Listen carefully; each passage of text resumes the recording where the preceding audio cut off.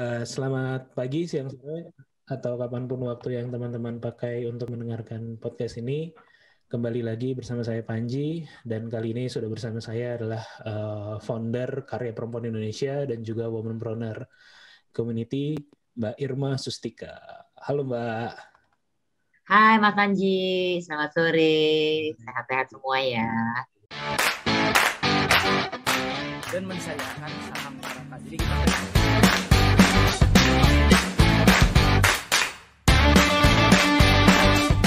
beda sama Jakarta, kalau orang Bandung tuh pasti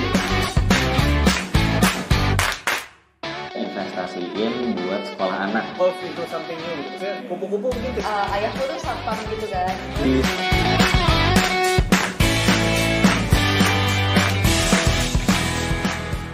Alhamdulillah sehat-sehat semua. Iya nih, karena lagi di COVID sekarang, jadi kalau nanya kabar bukan lagi Wajib nanya kesehatan dan pesan kesehatan gitu ya Mas Anji ya. Iya betul. Dan apa sayangnya ya, mungkin setahun terakhir ini aku mulai podcast ini sebenarnya udah dari 2019 lah kurang lebih gitu. Udah lumayan juga episodenya sekarang 80-an. Dan setahun terakhir nih kalau podcastan begini Mbak. Jadi Iya. jadi pakai Zoom. Iya, bener. Setahun setengah terakhir kita berhubungan sama layar, Mas. Sama layar, interaksi jadi gimana ya, apa ya, kehilangan sentuhan. Bener. Kalau Haus Mbak sentuhan gitu ya. iya betul. Kalau Mbak Irma kan di Womanpreneur Enthusiast atau di Womanpreneur Community ini setahun terakhir juga event-eventnya online berarti ya mostly. Online semua saat dia mulai pandemi bulan Maret itu langsung cut off semua, langsung switch ke online. Oke, iya iya. Iya, nah mungkin sebagai awalan ini boleh diceritain dulu Womanpreneur Community ini apa sebenarnya gitu ya. Kalau kita Makhluk apaan gitu ya. di Startup for Industry itu ya dari Kemenperin nih. Iya betul, Kemenperin. Aku suka lihat tuh postingannya Mbak Irma kan lebih banyak kayak UMKM, terus juga terkait dengan penggerak apa ya tadi lebih ke womanpreneur-nya kayak gitu. Itu makhluk apa sih sebenarnya? Terus sejak kapan yang kayak gitu-gitu tuh? Itu kalau womanpreneur community-nya makhluk apa ya? Dia makhluk kumpul-kumpulnya perempuan, Mas Anji. Tapi makhluk kumpul-kumpulnya perempuan yang untuk produktif gitu. Jadi kalau mau cerita ke belakang, awalnya sih tahun 2010 dulu, udah cukup lama ya, 11 tahun kita berjalan. Jadi dari tahun 2010 tuh saya create komunitas ini. Saya dirikan komunitas ini karena saya gemes gitu loh melihatnya banyak teman-teman perempuan yang membuang waktu produktifnya mereka gitu. As my business itu saya punya consulting gitu. Saya ada consulting sendiri sejak tahun 2006. Seperti itu. Jadi saya run dengan bisnis saya, dengan consultingnya saya. Lalu tapi di satu sisi lain entah kenapa saya gemes aja banyak saat itu melihat teman-teman perempuan yang membuang waktu produktifnya cukup banyak gitu loh. Saya sebagai seorang profesional 20 tahun saya kerja sebelum saya bangun consulting rasanya bergejolak jiwa gitu. Aduh, nggak gitu banget sih perempuan gitu loh. Kok sering saat itu kan ada stereotip perempuan tuh bisanya cuma ngumpi, perempuan bisanya cuma ini. Kok perempuan itu lemah, perempuan ini kok begitu banget gitu loh ya pandangan masyarakat kepada perempuan. Nggak seperti itu loh gitu. Nah, di tahun 2010 itu akhirnya saya karena saya juga suka nulis ya, suka bikin artikel, saya suka bikin postingan, saya juga ngeblog gitu loh. Ya gara-gara awalnya cuma kasih semangat aja, saya bikin tulisan-tulisan di Facebook gitu. Akhirnya cuma ya udah yuk kopdar ya awalnya sih as simple as that gitu Mas Panji. Akhirnya saya bikin grup FB group lah ya ceritanya. Itu sama lah ya seperti umumnya banyak bertebaran FB group gitu loh tempat kita sharing, tempat kita diskusi seperti itu. Itu awalnya dari Womanpreneur Community. Ya kadang kita bikin kelas. Jadi 2010 itu belum punya bentuk sebenarnya. Makhluk apa sebetulnya belum jadi bentuknya. Sampai perjalanan sempat 2 tahun, 3 tahun, sampai di tahun 2013.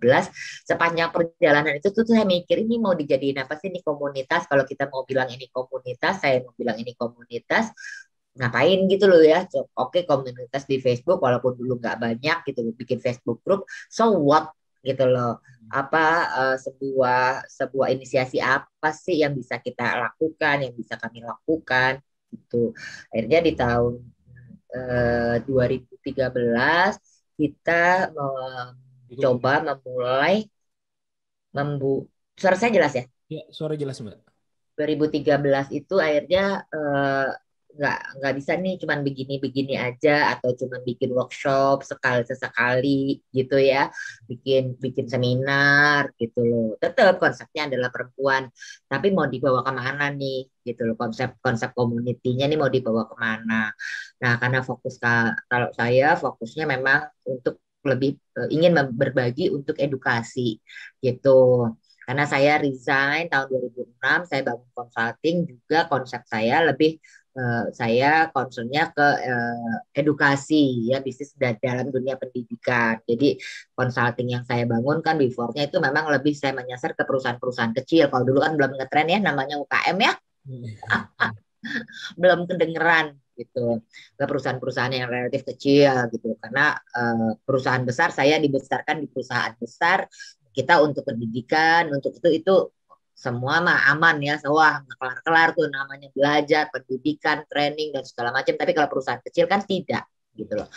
Nah, dibalik lagi ke Womanpreneur-nya di tahun 2013 akhirnya kita agak nekat. Saya akhirnya membuat sebuah metode yang dulu juga pada saat awalnya kalau kita mau bicara inkubator di tahun 2013 itu belum bunyi sama sekali. Ya, apalagi mau ngomong inkubator startup, inkubator, pokoknya namanya makhluk inkubator tuh belum bunyi deh gitu loh. Nah kebetulan dulu saya di waktu saya kerja, saya sekolahin bla bla bla bla bla, kita bilang kenapa nggak kita bikin gitu loh ya. Jadi UKM ini teman-teman yang kita bimbing nggak cuma ya udahlah seminar bawa gitu kan, seminar sehari seminar selesai, habis itu apalagi mak perempuan gitu ya, masuk rumah udah sibuk ngurusin anak, ngurusin dapur, udah lupa lah gitu materi apaan ya, implementasinya bagaimana gitu. Dan pendekatannya kepada pendekatan perempuan. Kenapa saya ngambil pendekatan perempuan? Karena satu, saya perempuan, yang kedua saya punya anak gitu, saya punya keluarga gitu loh, dan saya berpikir so many women di luaran sana yang kita melihat itu harus menjadi figur buat keluarga mereka yang terkecil lah paling tidak gitu ya.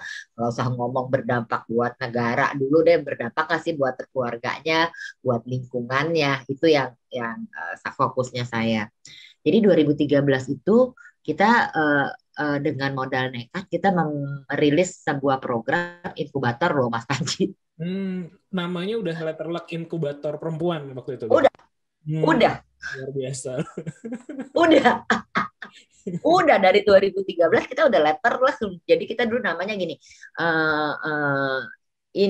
Namanya tuh IWPC. Jadi Inspiring Womanpreneur Competition. Itu inkubator bisnis gitu loh. Jadi orang bilang gila lu ya, dia bilang gitu loh. Apaan sih tuh inkubator, kan mungkin orang masih nggak so sorry, kementerian juga belum lahir tuh yang namanya karena aku baru dipanggil sama salah satu kementerian lah ya, itu tahun 2014 atau 2015 gitu loh ya, suruh ceritain tentang nekat amat sih lu bikin inkubator komunitas kok gitu. Nah saya tahu nih sebenarnya inkubator ya, saya berpacu ke inkubator di luar gitu ya. Inkubator kok nekat banget nih, komunitas bikin inkubator, modalnya dari mana? Satu, kalau orang bilang pendanaannya dari mana? Ntar dulu deh yang ngomong pendanaan. Saya bukan tipikal orang yang mikir pendanaan dulu baru bergerak. Ya udah gerak aja dulu, jalan aja dulu biar orang lain yang lihat. eh, bagaimana kita bekerja gitu. Jadi ya udah saya rangkul teman-teman. Kenapa? Karena satu tadi itu kalau pendekatan belajar kepada perempuan sekali habis seminar hura-hura semangat 5 menit 10 menit 1 jam habis itu mereka balik rumah mereka juga bingung apa yang mau diimplementasiin sehingga bagaimana bisnis bisa growth gitu loh karena yang kecil pun harus besar kan tapi kalau memang nggak ada pendampingan nah kalau kita sebagai karyawan ada yang monitor, habis training, habis disekolahin, habis dibiayain dari kantor, mas balik ke kantor di shift. Apalagi nggak ada yang nanya, gimana training lo, gitu kan? Nah kalau yang benar-benar mandiri di rumah, siapa yang mau ngontrol? Itu atas dasar itu. Jadi 2013 kita sudah mulai running itu bikin programnya di batch pertama. Pokoknya dengan segala cercaan deh gitu ya gila lah nekat lah walah segala macam gitu kita bilang ya nggak ada yang besar kalau kita nggak memulai langkah pertama ya udah kita jalan aja gitu jadi ya udah tuh saya gandeng berbagai pihak nggak punya modal nggak punya duit haji asing punya duit gitu loh lah orang baru mau ini kita bilang oke, kita kukuhan kita ini sebagai itu pun kita belum legal ya maksudnya kita belum ini komunitasnya secara legal dan bilang at least kita bisa ini saya gandeng teman-teman coach karena memang saya punya consulting saya bilang mau nggak kita berbagi prinsipnya itu mau nggak kita berbaginya ini konsepnya kita anggap aja ini kita CSR-nya kita gitu loh. Jadi saya mengajak teman-teman pengusaha yang udah besar, mengajak para teman-teman bisnis coach, teman-teman saya, mau nggak? Yuk kita berbagi yuk untuk UKM, untuk teman-teman perempuan. Dulu saya masih menyebutnya bukan UKM karena tahun itu belum ngetren, belum up banget, belum hype gitu loh. Yang mau dibilang ini gitu ya. Kita bilang yuk. Aku pengen coba tarik mundur sedikit, Mbak, sebelum kita bahas terkait dengan programnya ya. Itu menarik banget sih. Jadi kalau aku lihat kan profilnya memang sebelumnya Mbak Irma memang profesional gitu ya di salah satu perusahaan yang besar gitu di Indonesia. 2006 resign lalu bikin consulting. Waktu itu memang untuk usaha-usaha ya yang let's say sekarang dikenal dengan UKM atau kalau mungkin dulu SMI ya kalau dari luar kan small medium enterprise kayak gitu. Enggak UKM sih, itu memang udah dalam bentuk perusahaan, bukan UKM. Kalau UKM kan lebih pada perorangan ya. Kebanyakan masih perorangan, tapi saya lebih mengarah kepada perusahaan yang menengah dan kecil. Gitu loh. Walaupun saya juga handle klien-klien saya perusahaan korporasi yang besar. Tapi waktu akhirnya saya bilang gitu, perusahaan kecil butuh improvement. Namun kalau mereka dengan karyawan cuman 5 gitu loh. Saat itu saya concern di pariwisata. Jadi kita kerjasama sama pariwisata. ISF Consulting ya Mbak ya? Iya. Oke. Oke, nah itu 2006 jalan, lalu 4 tahun, 2010 mulai tergelitik ya ada rasa-rasa, kayaknya teman-teman perempuan lainnya di luar sana tidak terlalu produktif gitu, atau banyak waktu yang terbuang sia-sia saja seperti itu. Lalu bikin forum-forum di FB dan tercetus baru arahnya ke arah bisnis. Kalau tadinya forumnya itu nggak spesifik ke bisnis berarti ya, hanya semacam kayak produktivitas atau ya sejenis itu gitu. Iya, sebetulnya sih fokus, cuman dalam bentuk programnya bagaimana kita belum menemukan diri gitu loh, Mas. Kita belum, bahkan namanya aja itu kenapa saya mengambil nama womanpreneur karena masih banyak kan teman-teman yang womanpreneur kan artinya pengusaha perempuan gitu ya, karena nggak pede, nggak berani menyampaikan saya kan masih kecil, saya bukan pengusaha. Nah, hal-hal seperti itu kenapa saya namain womanpreneur community, jadi komunitas dari pengusaha perempuan gitu loh, agar mereka secara bawah sadar itu mulai tertanam dan mulai berani menyebutkan yes I am a womanpreneur gitu. Iya betul. saya juga kurang lebih di tahun-tahun segitu sih 2011 ya waktu itu. Saya sama teman-teman sempat bikin juga namanya tuh sekolah pengusaha muda waktu itu. Tapi memang segmennya ke mahasiswa yang baru lulus gitu, fresh graduate. Dan memang umum sih, bukan spesifik untuk perempuan, tapi memang yang usianya relatif baru lulus kuliah. Waktu itu tujuannya adalah agar teman-teman itu punya opsi selain kerja. Waktu itu memang belum tren ya. Waktu itu memang kita ngomongin entrepreneurship belum setren sekarang lah. Jadinya waktu itu saya sama teman-teman mencoba memberi pilihan. Mungkin Mbak Irma juga arahnya seperti itu ya. Jadi bukan hanya teman-teman yang perempuan, khususnya perempuan gitu bisa melihat bukan cuma bekerja atau pulang ke rumah bekerja melakukan aktivitas harian di rumah gitu, tapi pengennya ada opsi lain nih, ya bisa jadi berusaha juga, bisa jadi berbisnis, bisa jadi macam-macam. Kurang lebih ingin memperkaya pilihan lah seperti itu, ya Mbak ya. Betul. Dan kalau di saya karena sosoknya perempuan, terus karena saya melihat saya sebagai ibu gitu ya, dan banyak perempuan lain, di situ saya kuncinya adalah bagaimana seorang perempuan atau seorang ibu itu bisa menjadi penopang ekonomi keluarga. Ya. Itu concernnya saya itu. Kenapa gitu? Dari pengalaman pribadi gitu ya. Saya seorang single parent, gitu loh. But saya punya kemampuan ekonomi. I'm a professional. Jadi saya nggak pusing. Ya, saya nggak, maksudnya bukannya saya merasa sok tahu, nggak. Cuma di satu sisi saya punya kemampuan ekonomi. Saya bisa menghidupi anak-anak saya, gitu loh. But how apabila itu terjadi dengan teman-teman perempuan yang lain? So, kenapa kemandirian ekonomi perempuan itu menjadi concern saya? Karena apa? Karena buat saya mengalami gitu ya, bagaimana saya sebagai seorang single parent harus menghidupi keluarga. So apabila itu terjadi di dalam keluarga lain, teman-teman, yang kita tidak pernah tahu resiko itu akan seperti apa, ya, kapan resiko keluarga itu bisa terjadi. Tapi kalau mereka nggak siap, ya karamkan semua keluarga itu, gitu loh. Dari awal saya punya sebuah saya bilang perempuan itu sekoci untuk kapal induk keluarga. Kapal induk keluarganya suami, gitu loh. Kita harus sebagai sekoci, tapi sekoci siapnya bukan pada saat dibutuhin, ya berarti harus siap, gitu loh. Pada saat kapalnya goyang, ya sekoci udah tinggal jalan. Kalaupun kapalnya baik-baik aja, ya paling tidak itu harus bisa memperkuat dan memperkokoh, gitu Mas Panji. Wah, betul. Filosofinya dalam ya. Betul banget tuh Mbak.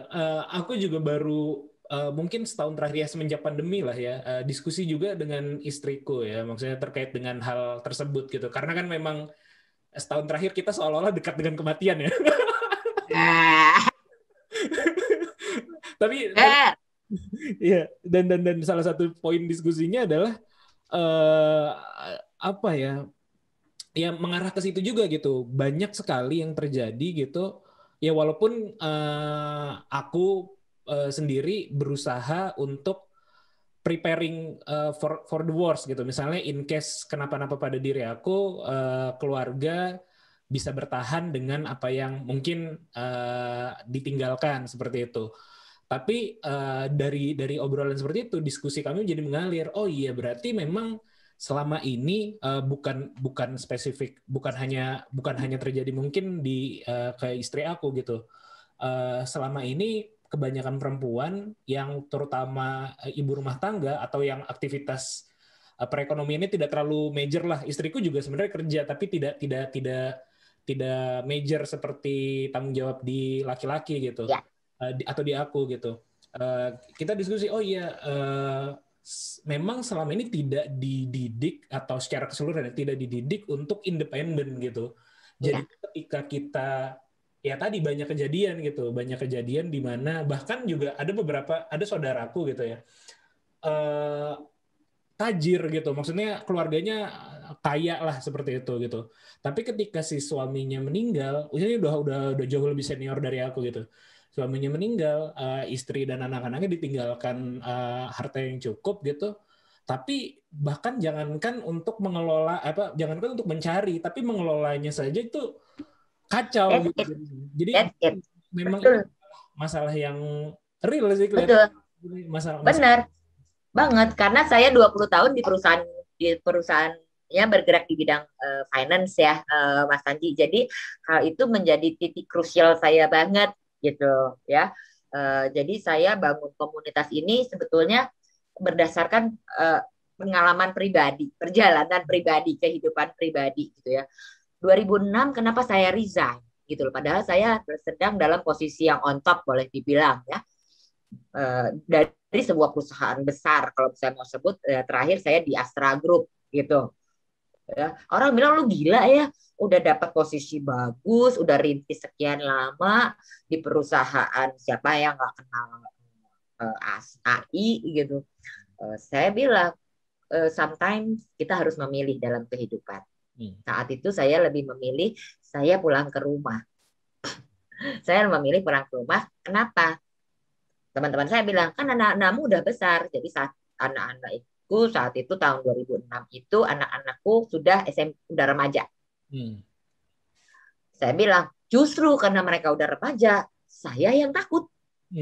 Saat mereka masih bayi, masih kecil, saya punya duit, saya tinggal siapin supir, saya tinggal harus siapin suster. Kemana mereka, susternya ngintil, supirnya bisa kan. Tapi pada saat mereka udah remaja, nggak bisa.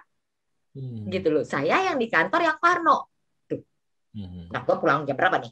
Supir udah nyampe belum? Ini udah nyampe belum? Akhirnya kan fokusnya juga mulai goyang nih, gitu. Fokus saya. Akhirnya saya bilang, oke, orang bilang, lu gila ya, udah dapat karir segitu, udah rintis sekian lama, terus ditinggalin. Saya bilang ada harga yang lebih mahal. Jika saya meninggalkan anak-anak saya 2, karena mereka kan berdua cuma anak saya 2 sama supir sama orang-orang ART di rumah gitu kan ya. Saya bilang ada harga yang akan mahal nanti gitu. Jadi saya ke 2006 akhirnya saya resign setelah 20 tahun saya berkarir. Nah aku tertarik tadi sih kenapa kalau menurut Mbak Irma ya yang sudah berkecimpung ya tadi 20 tahun mungkin bisa kita simplifikasi di finance dan di insurance ya, di asuransi seperti itu, dan juga mungkin berarti udah 11 tahun ya sekarang dengan komunitas perempuannya gitu. Kenapa hal itu terjadi ya? Kenapa hal itu misalnya tadi ya terkait apakah perempuan itu tidak diberikan kesetaraan tanggung jawab kah sehingga tadi sense untuk independennya kecil gitu, atau jika dibandingkan lebih kecil gitu, atau memang culture di Indonesia saja atau apa gitu yang Mbak Irma udah. Mungkin kebanyakan culture sih, Mas Panji. Sebagian besar itu culture ya. Culture kan saya gini ya, perempuan itu masih ada ya, masih banyak ya yang menganggap bahwa ngapain sih perempuan sekolah tinggi-tinggi gitu, ngapain sih perempuan berkarir tinggi-tinggi, masih ya, apalagi saat itu ya, tahun-tahun waktu saya memulai langkah itu gitu. Terus kita juga akhirnya ke dapur juga gitu loh. Walaupun kalau saya sejak mulai lulus kuliah ya saya dari keluarga yang nggak seperti itu gitu ya, yang sangat support ya, dari lulus kuliah langsung kerja gitu loh, langsung bisa langsung kerja.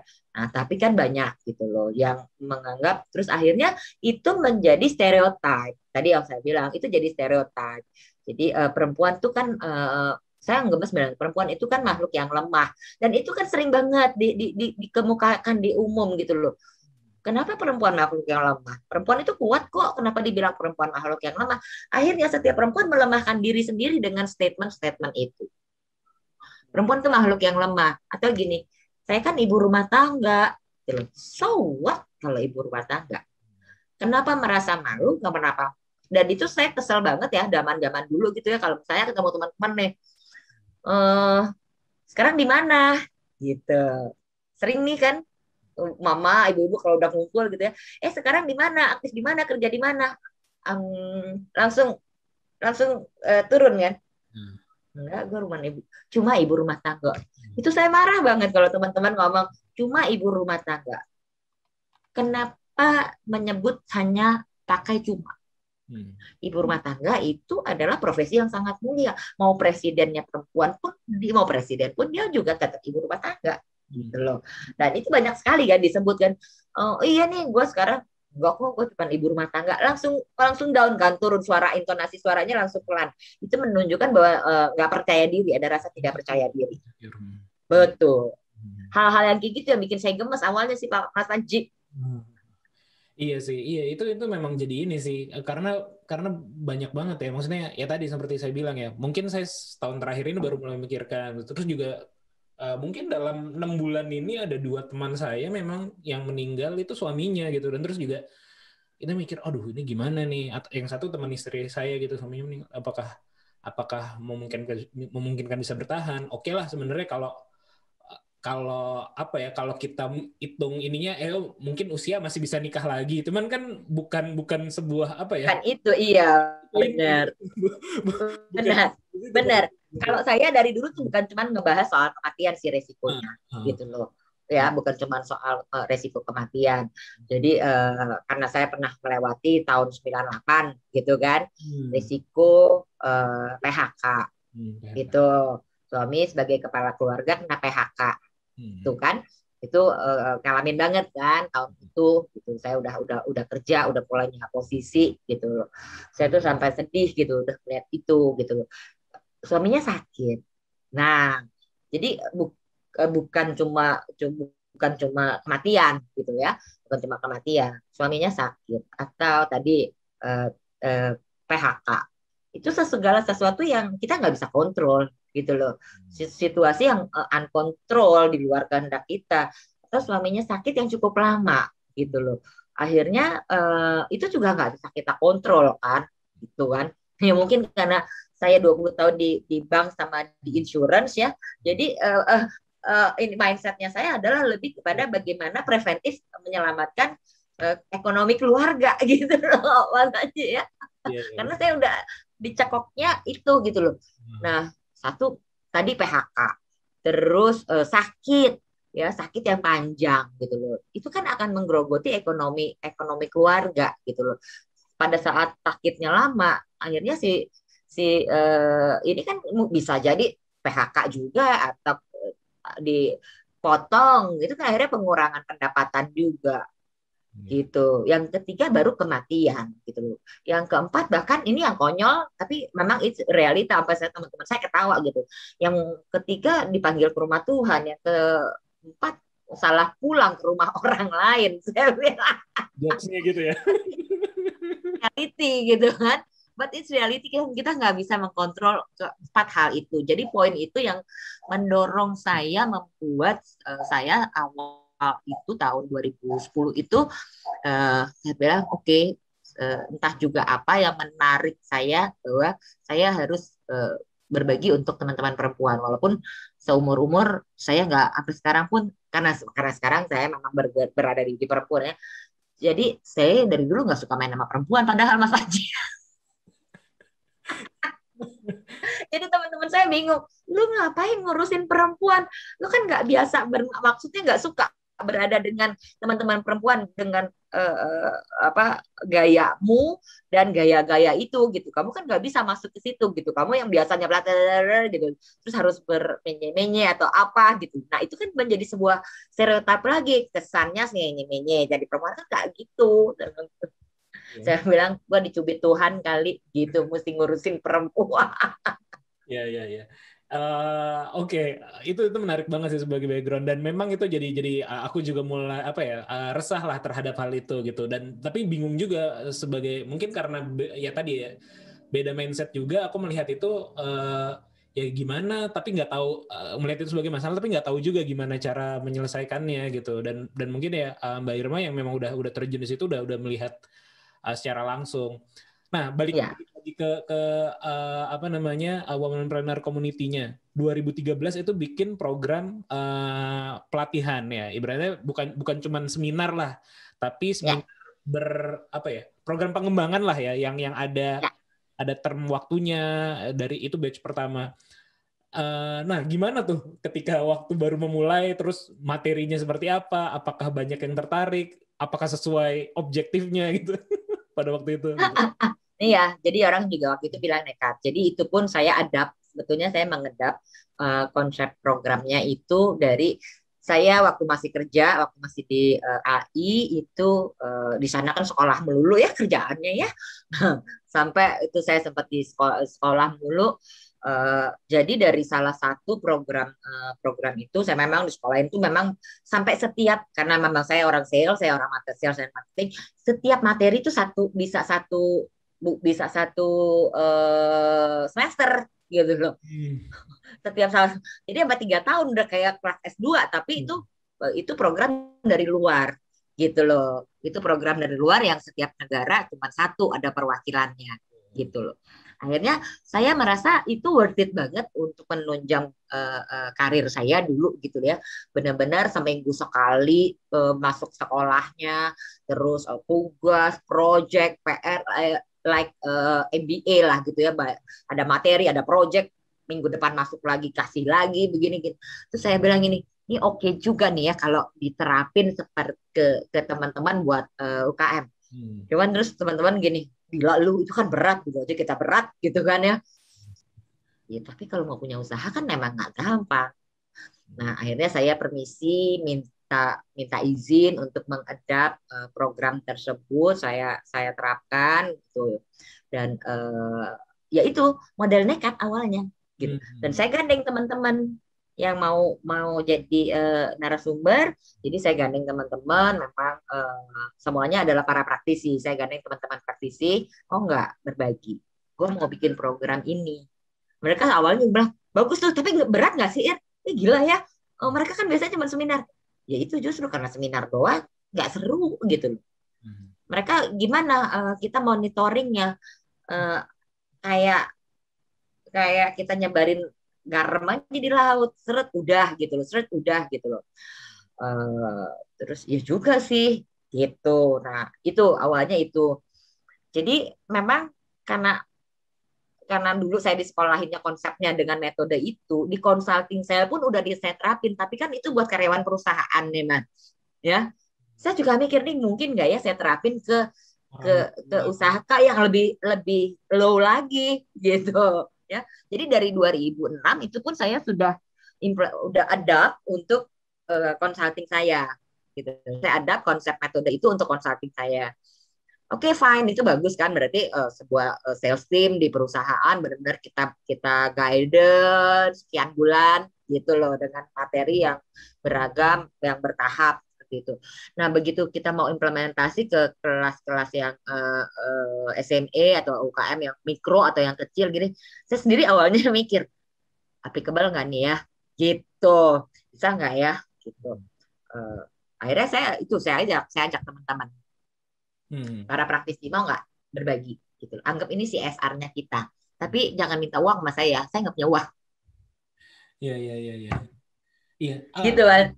Kalau saya oke, kalau kita bikin program waktu itu juga seperti tadi saya cerita ya, saya dulu pernah bikin program sekolah pengusaha muda juga, konsepnya sih satu batch itu sekitar 3 bulan lah ya, dan rutin setiap minggu ada pertemuan, ada materi utama, ada mentorship, dan juga kita bikin semacam kayak tabel progres lah atau tabel targetnya mereka, kita evaluasi oleh mentor tiap minggu dan seterusnya. Kalau permasalahan saya pada waktu itu, ketika kita bikin konsepnya dan juga ada teman-teman expert atau ya praktisi yang bantu di situ, itu semuanya indah gitu ya, di atas kertas. Tapi ketika kita sudah menjalankan, satu masalah komitmen. Yang paling komitmen peserta deh, kita ngomongin komitmen peserta. Oke, bagaimana menjaga mereka tetap bersinambung tuh secara materi, bagaimana mereka nggak kehilangan semangat di tengah-tengah sehingga gue nggak jadi deh, gue baru 2 materi atau 2 minggu jalan dengan ikut program ini, turun lagi kan kalau semuanya berjalan lancar di atas kertas mah enak gitu. Nah, pada kenyataannya gimana tuh? Aku pengen lihat lebih dalam di dampak ke pesertanya setelah ngikut program ini atau sepanjang program jadi bagaimana tuh mereka? Alhamdulillah, puji syukur, sampai hari ini kita masih berjalan dengan baik, Mas Panji. Sampai hari ini kita sudah melahirkan kurang lebih 1.200 lokal brand perempuan. 1.200. Gokil. Ya. Jadi sampai berawal tadi saya bilang orang bilang nekat, saya bilang kalau tidak ada kan katanya kalau nggak ada langkah pertama nggak ada langkah besar gitu. Ya udah kita mulai aja dulu dengan langkah pertama ini. Benar-benar no support dari mana-mana gitu ya. Saya cuma mengetuk hati teman-teman, mau nggak lo berbagi, jangan minta bayaran, saya bilang gitu. Mau nggak mau berbagi, semua saya ajak seperti itu. Terus pelatihannya kan tempat di mana kan mesti bayar gitu kan ya. Ya saya ya berkat networking yang saya punya juga, saya gandeng perguruan tinggi, pinjam tempat dong. Gitu Mas Lanji, pokoknya benar-benar awalnya zero gitu, pinjam tempat dong gitu. Nah, oke, itu kita sounding di Facebook ataupun karena memang saya as a trainer di consulting saya dengan misalnya kalau saya lagi mobile keluar kota untuk urusan consulting saya itu pasti saya nyelipin untuk ketemu teman-teman perempuan di berbagai daerah gitu ya. Jadi itu waktu itu sebetulnya jadi kendaraan saya gitu. Kalau nggak punya uang ya nggak ada budget sendiri untuk sana ke sini ke sini. Oke, pada saat saya diundang oleh perusahaan untuk kasih training anak karyawannya di kota ini gitu ya. Akhirnya karena mereka lama-lama tuh perusahaan tahu gitu loh. Oh, Bu Irma punya komunitas juga nih. Ya udah saya punya kesempatan untuk yuk ketemuan yuk kopdar di Palembang di mana gitu. Nah, itu ya bersyukurnya di awalnya kendaraannya kayak gitu walaupun nggak punya duit tapi tetap bisa jalan-jalan gitu lah Mas Regi, bisa ketemu teman-teman dari berbagai wilayah. Nah, 2013 itu hanya juga sebenarnya pendek ya waktunya ya kita persiapannya. Saya ingat banget tiba-tiba pokoknya oke yuk tahun ini kita mesti ngerjain gitu loh. Akhirnya saya ajak teman-teman itu kalau nggak salah bulan Juni apa Juli gitu ya. Run through-nya kita jalan di September. Gitu September 2013 karena programnya itu 4 bulan. Oh, satu batch programnya 4 bulan ya. Satu batch itu 4 bulan. Nah, satu batch 4 bulan karena konsepnya kita adalah classroom lalu ada mentoringnya gitu. Ada mentoringnya itu daily. Jadi benar-benar apa yang diberikan oleh para jadi materi yang diberikan oleh para mentor itu wajib dipraktekin, wajib jadi proyeknya para peserta disesuaikan, diaplikasikan ke bisnisnya masing-masing. Dan itu harus lapor, wajib lapor. Ya, misalnya kita ngomong bisnis model lah, ya. Mama di tempat saya dari 2013 sudah tahu dia udah belajar yang namanya BMC, Mas Anji. Ya. Nah itu benar-benar mereka harus implementasi bagaimana ke dalam implementasinya ke bisnisnya masing-masing gitu, not just a teorinya gitu loh. Gitu. Alhamdulillah sih sampai sekarang tetap jalan. Nah karena udah di batch ke-4 atau ke-5 itu udah ada alumni yang udah bisa menunjukkan growth ya gitu loh. Karena prinsipnya kita adalah perempuan berdayakan perempuan lain. Jadi kalau dari batch 1 sampai 3 masih saya yang in charge full untuk daily mentoringnya mereka. Nah, setelah batch ke-5 itu kan udah ada alumninya ya, udah ada alumninya yang mereka bisa menjadi kakak asuh, pendamping belajar. Kita sebut sebagai ELO-nya yang mendampingi belajar untuk implementasi ke materi ke implementasi itu gimana. Jadi ada daily mentoringnya sudah di-handle oleh kakak-kakak pendampingnya itu. Gitu Mas Panji. Menarik. Aku mau nanya kalau di community-nya ini ya, di Womanpreneur community-nya ini, Mbak Irma memberlakukan ini as pure sosial atau sosial bisnis gitu kalau kita bicara sosial bisnis. Berarti Sosial bisnis. Oke, kalau kita bicara sosial bisnis berarti kan walaupun ini berdampak sosial tapi tetap ada bisnisnya gitu. Kalau boleh. Enggak, kalau dibilang ada bisnisnya enggak. Jadi gini, pada saat awal tahun 2013, kalau saya memang dari awal tidak ingin membentuk mental pengemis. Maaf. Ya, yang hanya mental pengemis, mental gratisan. Jadi di awal itu saya ingat banget, terus kita kalau mau ngomong biaya, apalagi saya biasanya consulting juga ke perusahaan ya, nggak bisa nih masuk begini nih, berapa juta kan kalau di atas kertas tuh bukan puluhan, mau ngomong itu di atas kertas bisa 20 juta, 30 juta gitu. Tapi kan nggak mungkin gitu loh. Ya udahlah, ini di awal kita nganggap ini sebagai CSR kita, tapi kita nggak mau gratisin ke mereka. Gitu loh. Karena mentalnya supaya tidak menjadi mental gratisan, pengusaha mau jadi mental gratisan gitu loh. Angka pertama itu 250.000 untuk program 4 bulan, Mas. Jadi at least paling tidak mereka ada effort, mereka mau keluarin dulu. Gitu. Ya betul. Dan itu nambah komitmen sih. Seperti di saya juga waktu itu 150.000 lah untuk mahasiswa untuk 3 bulan seperti itu. Dan kalau di saya waktu itu saya cuman sama teman-teman ya cuman berjalan 2-3 tahun sih, karena memang kita akhirnya jalan bisnis masing-masing dan itu waktu proyekan lulus kuliah waktu itu. Jadinya kita bikin ini dan salah satu tujuan kita adalah untuk oke lah, kayaknya teman-teman udah tren entrepreneur udah cukup tinggi, jadinya nggak perlu kita introduce lagi.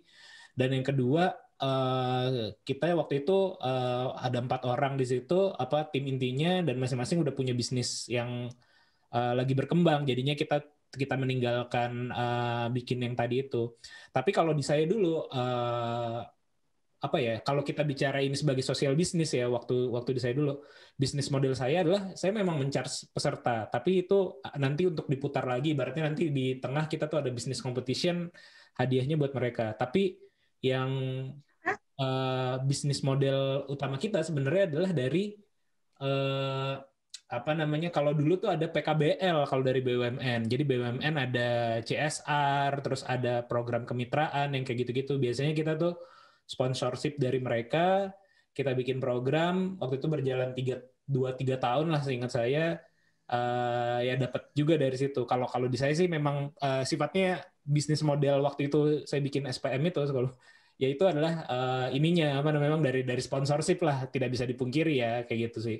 Karena kan memang tetap harus ada operasional yang tadi seperti Mbak Irma bilang gitu untuk ini. Sama sih Mas Panji. Jadi pada saat awalnya benar-benar kan ya siapa sih?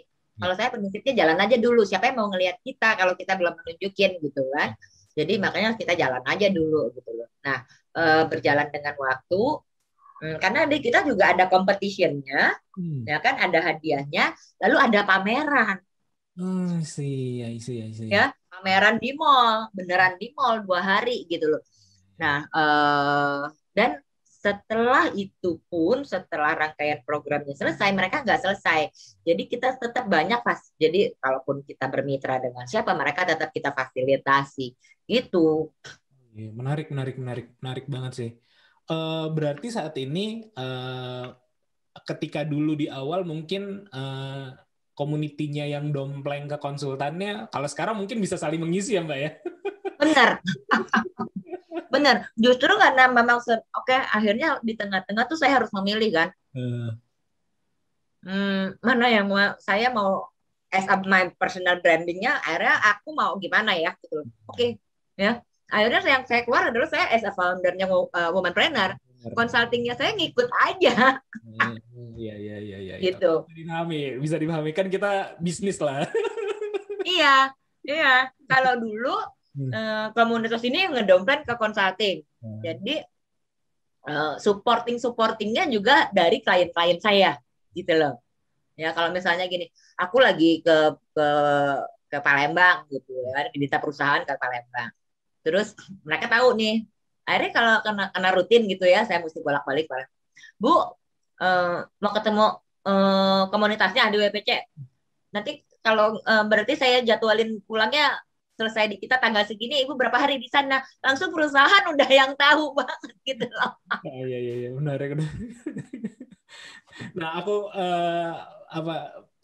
kita mulai perbincangan ini gara-gara beberapa minggu yang lalu aku ngelihat Mbak Irma nge-posting tentang karyaperempuan.id. Nah ini apa lagi nih Mbak?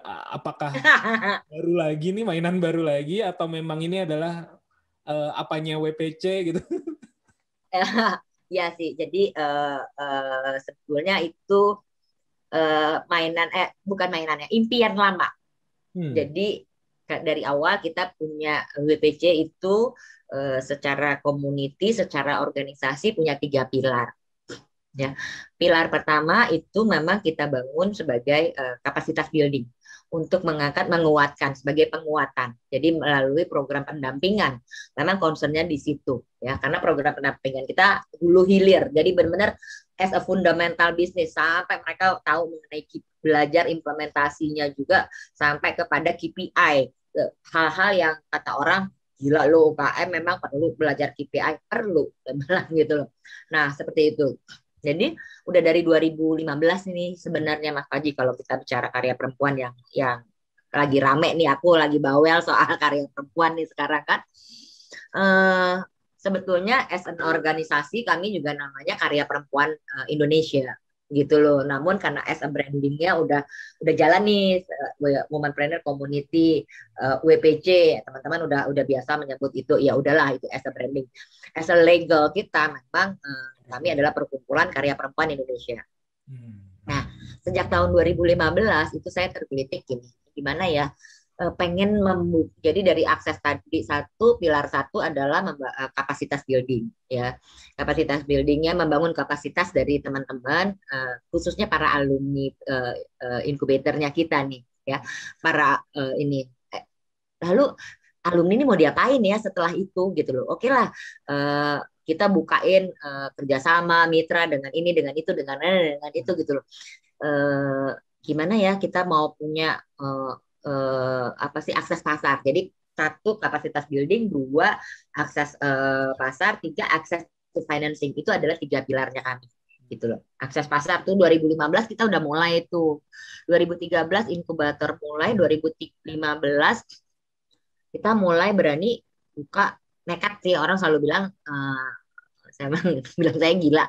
2015 itu kita pertama kali ikut expo di New York. Ya, kita ikut New York Now tuh 2015. Orang bilang sotoy lo mak, ya udah nggak apa-apa gitu ya. Buat saya itu sebagai biaya belajar aja nih buat gua nih. Gimana sih produk kita di mata internasional, di mata global. Terus kita buka buka galeri beneran gitu ya. Buka galeri beneran itu di Blok M Plaza. Gitu. Belum ngomong digital, terus tahun itu mau bilang 2016 gitu, pengen deh gitu mau punya sebuah platform atau apalah namanya dulu ya, untuk bikin buat online gitu. Walaupun mungkin 2015 2016 belum hype banget ya ngomong digital kan ya, baru berapa tahun ini. Oke, itu udah kita benar-benar udah saya tuliskan, saya udah kerjasama, udah gak resek deh, udah jawil sana, udah jawil sini gitu. Kenapa kan nggak punya duit juga untuk sendiri gitu ya. Gimana sih mau cari investor atau cari partner atau cari mitra? Pokoknya gue maunya begini gitu. Waktu itu udah sempat ada sama karena di balik situ saya bukan orang digital, maksudnya saya nggak ngerti ya detailnya gitu. Ininya saya punya konsep, saya punya ide, saya punya produknya, siapa yang mau jalanin ya ini? Gitu loh, Mas.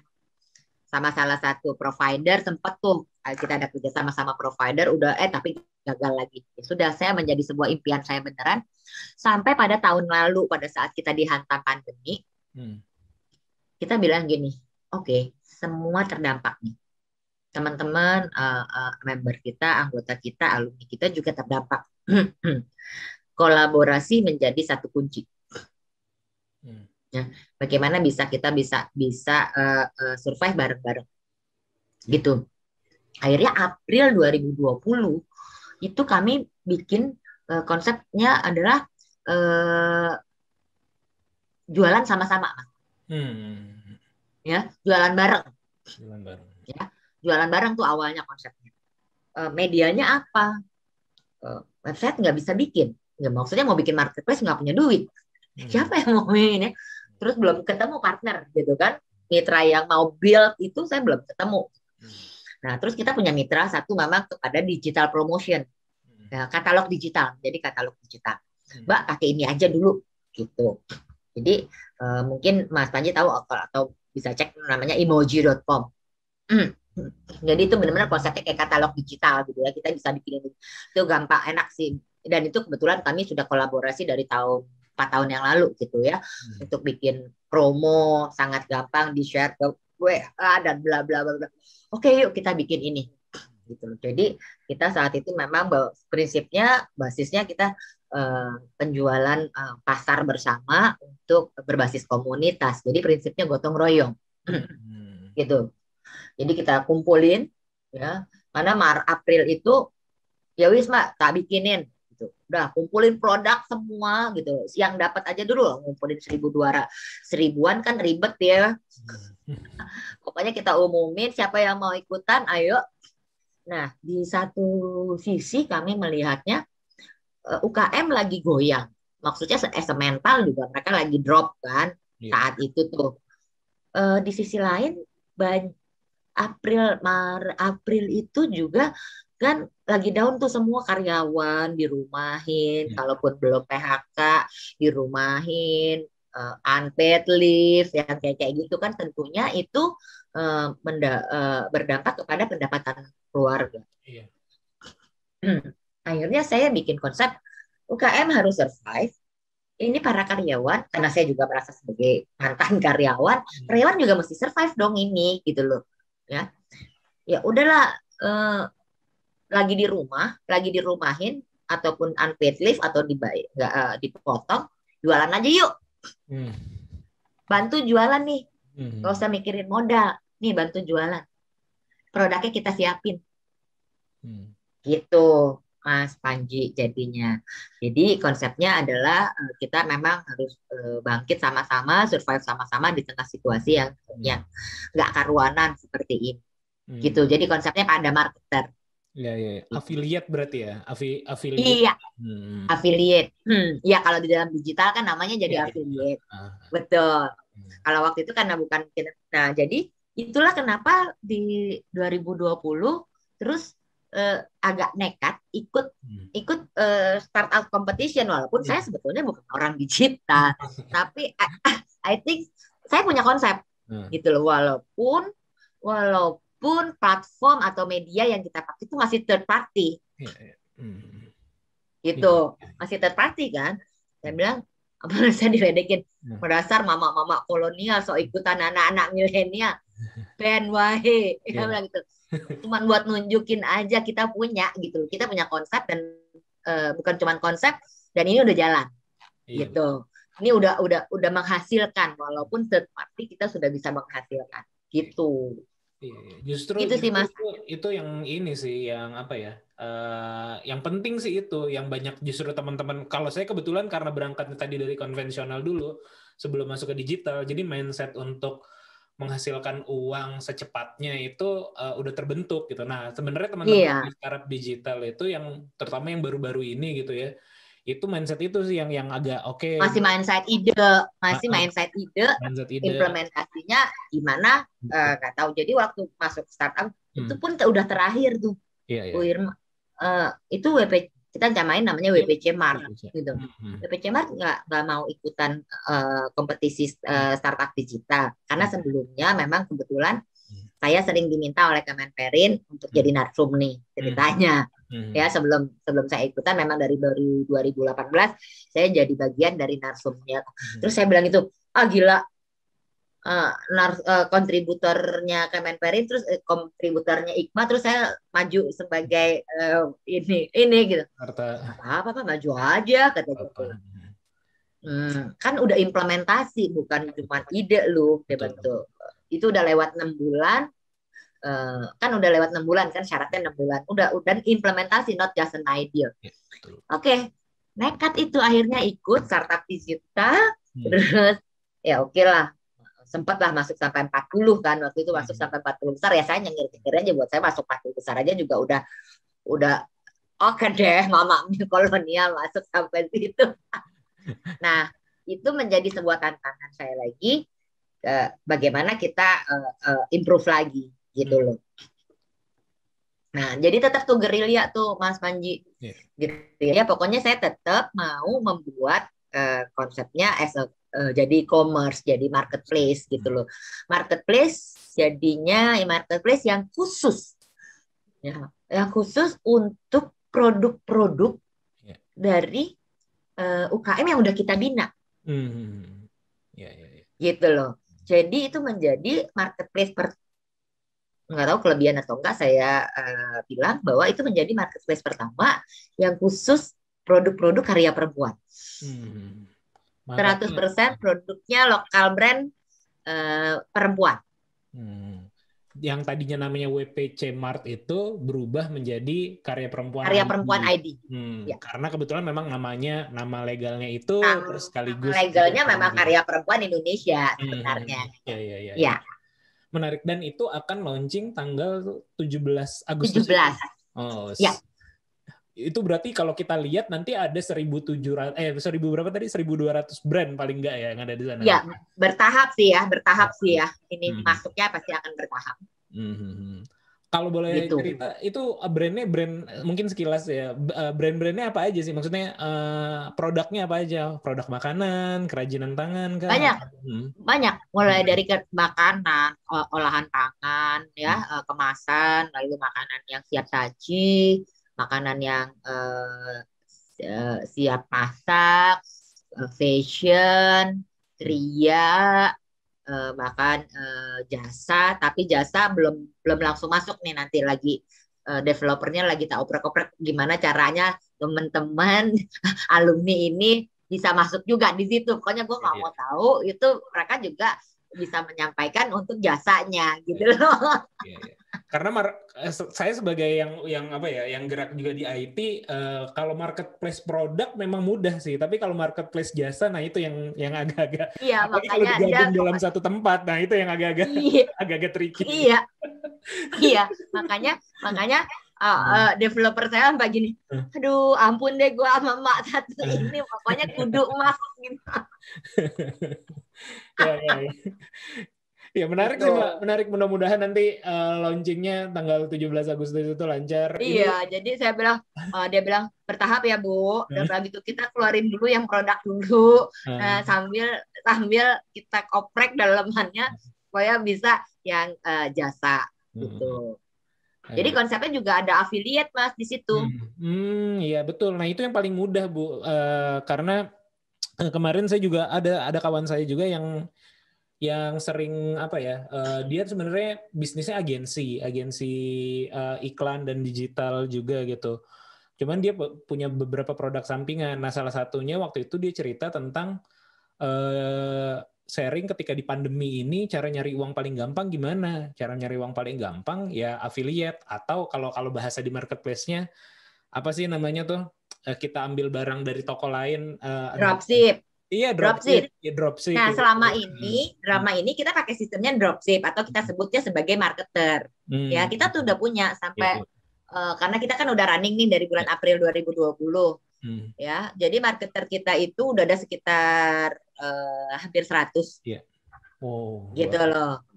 Nah, jadi pada saat ini mau transformasi dari medianya, dari platform katalog digital menjadi marketplace, pokoknya saya bilang sama developernya, konsepnya ada affiliate ya, gitu. Dia bilang, tuh Mak yang satu ini ribet ya mintanya ini. Gitu. Ini Mbak, saya kasih apa ya? Bukan saya infoin, saya kasih insight tips nih. Ada nih startup ya di Bandung. Calon bentar lagi gede, udah dapat investment macem-macem gitu ya, udah dapat investment macem-macem. Bisnisnya tahu nggak apa? Reseller, namanya Evermost. Nanti coba Mbak Irma googling Evermost. Tapi mereka mungkin ini sangat mirip ya. Evermost itu reseller dan affiliate marketing kayak gitu untuk produk-produk yang udah mereka siapkan juga, atau ya komunitasnya siapkan. Tapi spesifik sesuai namanya Evermost. Most itu untuk Muslim dia bilang. Nah, kalau Mbak Irma bikinnya kan khusus perempuan nih. Nah, itu untuk mungkin bisa jadi ini nih Mbak, the next big thing nih. Ya, jadi khusus perempuan Ya. dan yang kita angkat adalah kekuatannya adalah all the product. Ya, kalau kita beda misalnya marketplace yang secara umum, si pemilik marketplace kan tidak tahu who is the producer.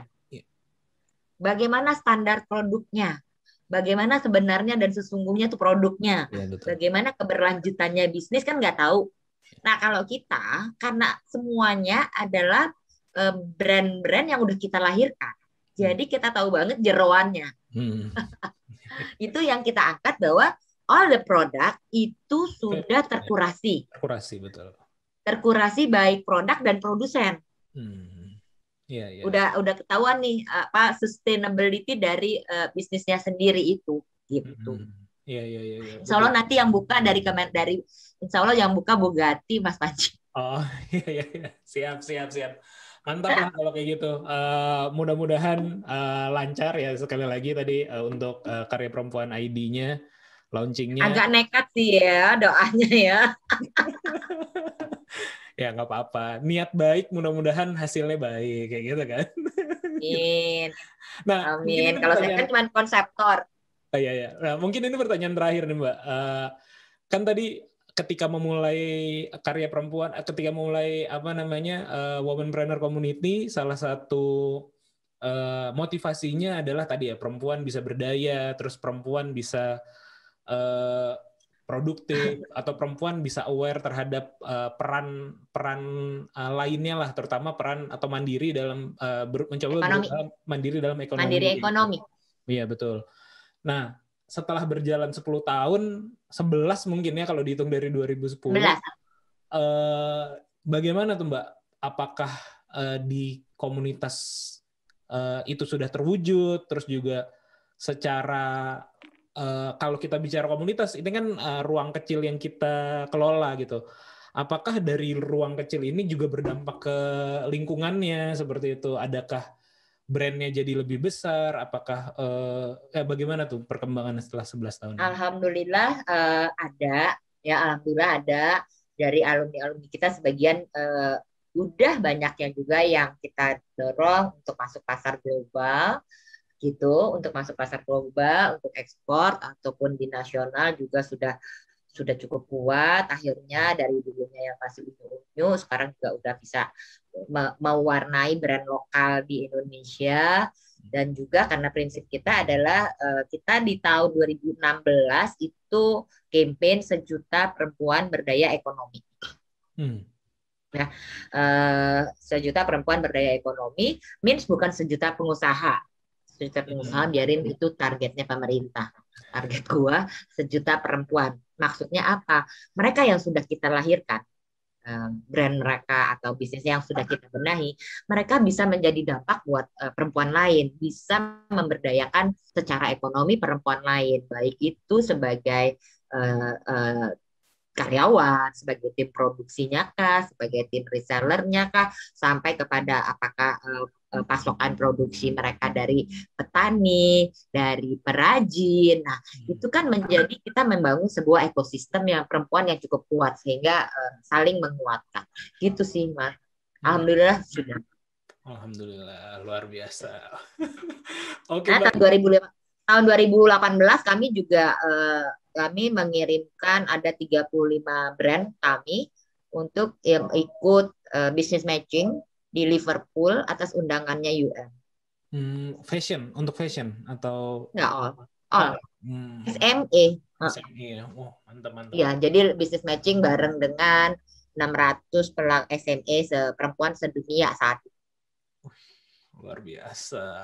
Keren. Semoga semoga menginspirasi yang lainnya juga untuk bergerak dan juga semoga lancar lah si Karya Perempuan ID-nya ataupun ya Womanpreneur Community secara keseluruhan. Amin. Terima kasih nih Mbak atas waktunya. Terakhir mungkin ada lagi yang ingin ditambahkan ceritanya, tapi belum sempat saya tanyakan tadi gitu. Mungkin ada info yang mau ditambahin lagi.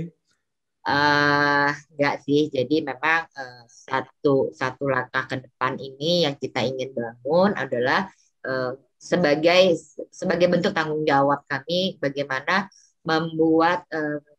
mempersiapkan pasar bagi teman-teman UKM perempuan yang sudah kita bina. Dan di satu sisi lain ini juga menjadi sebuah ajang, sebuah wadah atau sebuah cara buat teman-teman yang saat ini si Karya Perempuan ID ini ya menjadi peluang besar untuk teman-teman yang saat ini mungkin terdampak pandemi, baik dianya sendiri ya teman-teman sendiri yang saat ini mengalami misalnya PHK atau dirumahkan atau suami, dengan kita persiapkan segala macam ada produknya dan hanya kalau sekarang kan lebih gampang ya, jadi kalau affiliate biasanya cuma bisa dapat nah ini Mas Panji, biasanya kalau affiliate promote dari satu produk ya cuman commissionnya dapatnya dari itu aja, tapi ini enggak loh. Nah jadi bisa orang belanja yang lain dengan linknya itu tetap dapat gitu, unik kan ya. Kalau biasanya kan affiliate kita share kita promote di satu produk itu ya udah only di desa produk aja. Tapi kalau misalnya Mas Panji itu orang belanja gitu lalu masuknya ke semua, dia belanja ini ya tetap dapat commissionnya as an affiliate-nya. Nah itu yang menjadi sebuah kesempatan dan luar biasa. Ini yang unik, biasanya kan hanya di satu produk ya kalau affiliate itu ya, bukan produk-produknya yang lain gitu. Dan ini adalah kesempatan besar buat teman-teman yang mau mulai usaha tapi nggak punya produk ya, atau mau mulai bisnis nggak punya produk, daripada mungkin dalam situasi saat ini pesan saya memang jaga spirit sama-sama gitu ya. Ini yang selalu kami tanamkan, kita bisa survive sama-sama dengan berkolaborasi, dengan sama-sama kita bergerak sama-sama, dengan yuk kita gandengan hati, karena gandengan tangan nggak boleh sekarang. Jadi kita gandeng hati, saling mendukung, saling support, bukan hanya UKM yang kita angkat atau UKM dari binaan kami, tapi di sisi lain perempuan-perempuan lain yang bukan menjadi bagian kita. Yuk nih loh, ini udah kita siapin nih produknya, ada ratusan ribuan, bahkan nih bertahap orang pasti ada ribuan ya. Tinggal pilih aja kamu mau jadi penjual yang mana. Kalau kita semuanya udah sangat mudah, sangat simpel. Kalau nggak mau ya kebangetan. Ya kan? Udah nggak pakai modal, nggak usah nyetok, nggak usah segala macam, nggak usah pusing packing, nggak usah ini itu. Kalau bilang nggak bisa, tak cetik loh nanti. Ya betul. Ya itu sih tadi lagi Mbak, kalau mau cek nanti ya, cek ombak gitu, cek Evermost deh Mbak, itu mirip banget ya. Mbak. Nanti mudah-mudahan bisa jadi inspirasi juga gitu ya, saling mengisi lah. Beda segmen aja tadi tuh kalau spesifik kalau ke muslim, nah ini ke perempuan, apalagi produknya sudah terkurasi, itu luar biasa. Oke. Terima kasih Mbak Irma, kita udah di penghujung podcast nih. Terima kasih atas waktunya, udah sharing-sharing. Thank you Mas Panji, senang banget kita bisa sama-sama, padahal di grup lama ya, kita di grup bareng-bareng ya. Iya. Aku memang kadang-kadang gitu suka nge-scroll aja, ini kayaknya seru nih diajak ngobrol nih kayak gitu, udah feeling-feelingan kayak gitu. Kalau bagi yang mau teman-teman yang udah dengerin podcast ini dan tertarik ikutin aktivitas Mbak Irma, bisa cek di Instagramnya. Aku juga barusan follow Mbak, nanti follow back ya di Irma Sustika, di Irma Sustika, atau jangan lupa juga pantengin karyaperempuan.id ya. Nanti tanggal 17 insya Allah launching. Oh iya, dalam rangkaian launchingnya itu Mas Panji ada webinar dari tanggal 15 sampai tanggal 17. Oke. Dari hari Minggu berarti ya? Pokoknya dari hari Minggu. Oke, dari hari Minggu ya. Ya, yang kita akan mungkin hari ini atau besok kita akan publish ya dengan para mentor-mentor keren dan semuanya itu gratis. Infonya di Instagramnya WPC ya berarti? Ya, di Womanpreneur Community. Pantengin terus dari Womanpreneur Community. Gitu. Mantap. Jadi full dari jam 9 sampai jam 5. Itu run through terus selama 3 hari. Oh, mantap. Itu juga ngorganisasinya pusing tuh pasti. Kan kalau saya konsep, mereka yang ngerjain. Ya. Oke, terima kasih yang sudah mendengarkan sampai akhir. Semoga obrolan kami ada manfaatnya. Sampai ketemu di podcast Ngobrol Bisnis episode berikutnya. Bye. Bye, thank you.